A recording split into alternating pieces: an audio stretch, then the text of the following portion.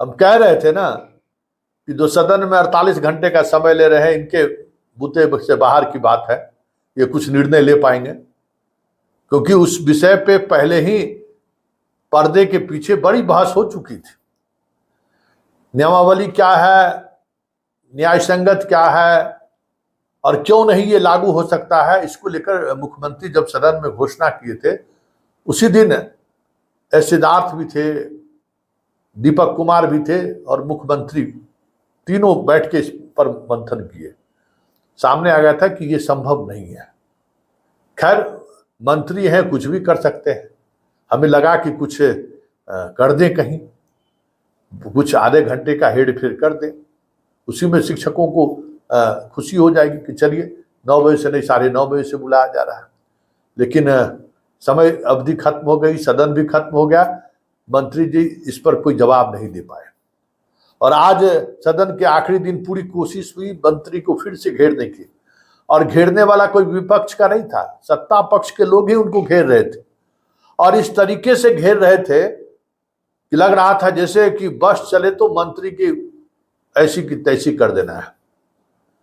सब लोग आक्रामक थे। उनकी आक्रामकता के पीछे ये वजह तो है, ये नहीं है कि सत्ता पक्ष से थे, सब लोग शिक्षक के वोट से जीत के आते हैं। आखिर शिक्षक के लिए हाय हाय हाय हाय नहीं करेंगे तो वोटवा कहां से मिलेगा? तो अपना शिक्षक के लिए हाय हाय कर रहे थे। लेकिन सबको पता है कि कुछ भी पता नहीं है, होना वही है जो तय था, कि न डीएम इसके पक्ष में है, न सीएम पक्ष में है, न विभाग का कोई अधिकारी पक्ष में है। और आज हम बार बार करें, पिछली बार भी हम आपको कहे थे कि इस तरीके से अपने नेताओं के माध्यम से सदन में अगर ज्यादा हो हल्ला कीजिएगा और मंत्री को ज्यादा परेशान कीजिएगा, तो जो कह रहे हैं ना मानवीय आधार पर हम करने जा रहे हैं, हम सोच रहे हैं, जरा सुन लीजिए। आज सदन में उन्होंने क्या कहा है कि जो नियमावली था वो नियमावली अब खत्म हो चुका है, नए नियमावली आ चुके हैं, और उस नियमावली में इस तरीके का कोई प्रावधान नहीं है। फिर भी हम मानवीय दृष्टिकोण अपनाते हुए महिलाओं के मामले में, विकलांग के मामले में, असाध्य रोग से जिनके परिवार के लोग संक्रमित हैं, ऐसे शिक्षकों पर हम विचार कर सकते हैं आवेदनों उपरांत। तो जरा सुन लीजिए। समयावधि को लेकर तो कुछ नहीं है किए, तबादले को लेकर भी आज उन्होंने ऐसी बात कह दी है कि समझिए उन्होंने फिर से पेच फंसा ही दिया। तो जरा सदन के अंदर जो चीजें हुई हैं जरा गौर से सुनिए और समझिए कि किस तरीके से शिक्षकों के मामले में लोग फुटबॉल खेल रहा है, पास दे रहा है, एक दूसरे को पास, गोल करने की चाहत किसी को नहीं है, बस पास खेलते रहो। विधायक विधान परिषद मंत्री के पास, मंत्री सभापति के पास, सभापति फिर मंत्री के पास, मंत्री के पास फिर सदस्य के पास, सदस्य विभाग के पास, यही सब खेला हो रहा है। एक दूसरे पर गोलम गोल हो रहा नहीं करके पासिंग खेला जा रहा है। जरा सुनिए मंत्री जी तो किस तरीके से आज सत्ता पक्ष के लोगों ने घेराबंदी की, और मंत्री जी किस साफ गोई से 48 घंटे का जो समय अवधि दिए थे उससे तो निकल ही गए, और उसके बाद जो कुछ कहे तबादले को लेकर जरा आप भी सुन लीजिए। सदस्य नवल किशोर यादव जी पूछता हूँ, माननीय शिक्षा मंत्री, जवाब आ गया है ना? हाँ उत्तर आया है महोदय, लेकिन एक ही खंड का उत्तर आया है महोदय। मेरा प्रश्न है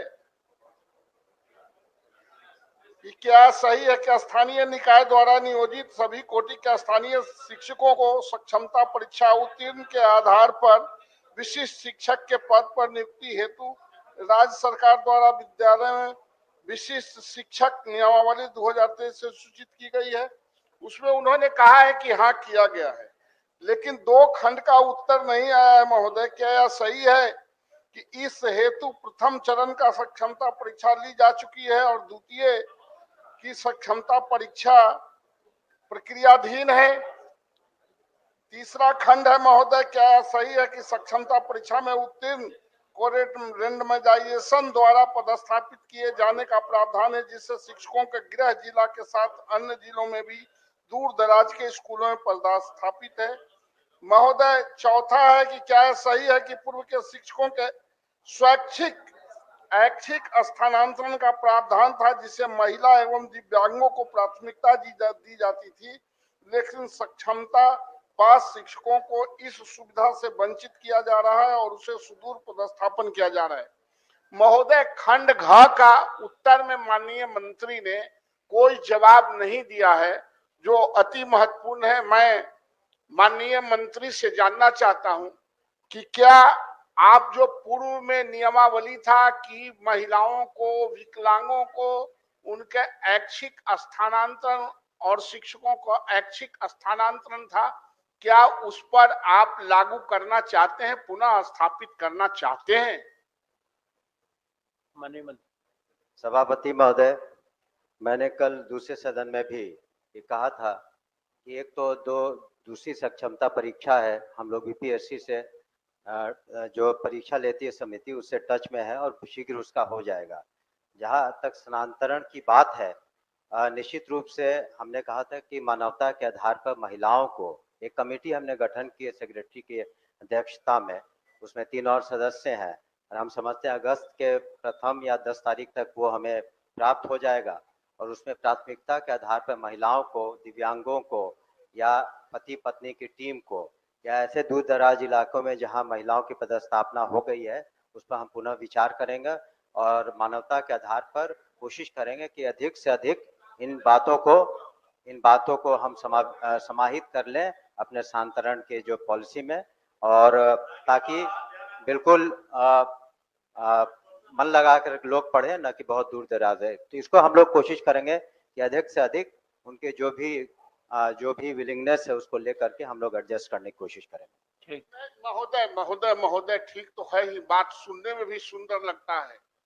अंधेरा में रोशनी की बात कर देने से रोशनी नहीं आ जाता है, उसके लिए दीपक जलाना पड़ता है महोदय। दीपक जलाइए लेकिन घर मत जलाइए महोदय। खंड घ में ऑलरेडी प्रावधान है। मैं माननीय मंत्री से यह जानना चाहता हूं, क्या यह सही है कि पूर्व के शिक्षकों के स्वैच्छिक स्थानांतरण का प्रावधान है? आपके यहाँ एक्ट है, आप तो नया बनाने चले हैं, उसके लिए बात कर रहे हैं।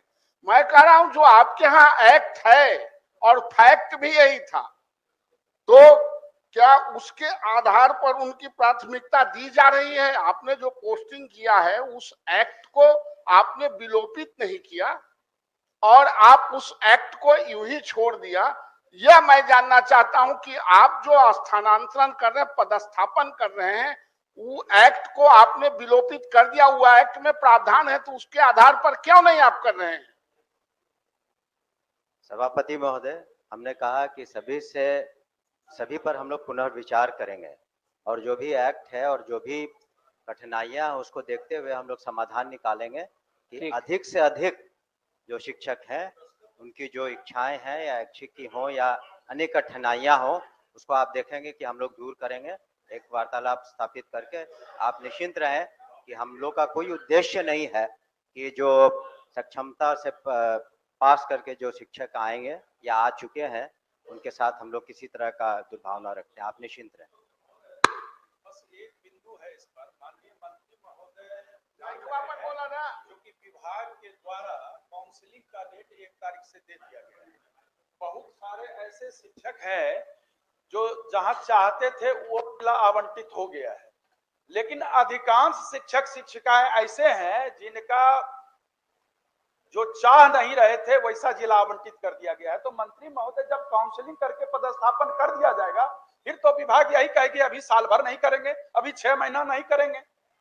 एक फैक्ट पर आपको करेक्ट करना चाहेंगे सभापति महोदय, अधिकांश शिक्षक जो फर्स्ट सक्षमता से पास किए हैं उनको अधिकांश को उनके इच्छा के अनुसार जिला प्राप्त हुआ है, अधिकांश उसमें से आप देख लें, लेकिन कुछ को नहीं प्राप्त हुआ और हमने कहा कि सभी का हम लोग रिव्यू करेंगे।